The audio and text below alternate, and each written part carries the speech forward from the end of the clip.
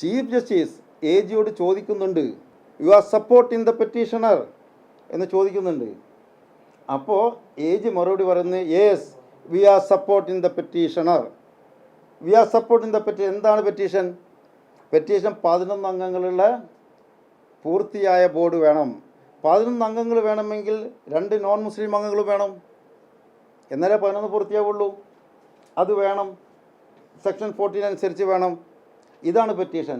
ആ പെറ്റീഷനെ ഞങ്ങൾ സപ്പോർട്ട് ചെയ്യുന്നു എന്ന് ഗവൺമെൻറ് ഓഫ് കേരളയ്ക്ക് വേണ്ടി ബഹുമാനപ്പെട്ട എ ജി കോടതി മുമ്പാകെ ബോധിപ്പിക്കുന്നു.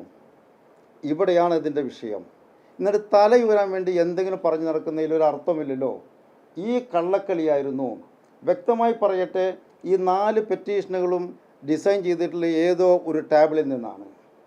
മറ്റൊരു സത്യം, ഇവർക്കൊക്കെ വേണ്ടി ഹാജരായതാരാണ്? ഹൈക്കോടതിയിലെ സീനിയർ അഡ്വക്കേറ്റ്സ്. വലിയ എക്സ്പെൻസീവാണല്ലോ ഈ സീനിയർ അഡ്വക്കേറ്റ്സ് നോക്കാനുള്ളത്.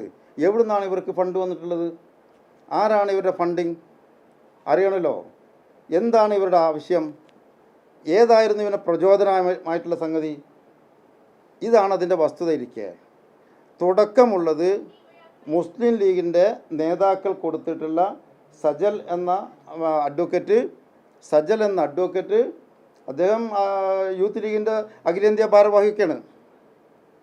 അഡ്വക്കേറ്റ് മുസ്ലിം ലീഗിൻ്റെ മറ്റൊരു നേതാവ് അഷ്കറിൻ്റെ പേരിൽ കൊടുത്ത പരാതിയിൽ നിന്നാണ് തുടങ്ങുന്നത്.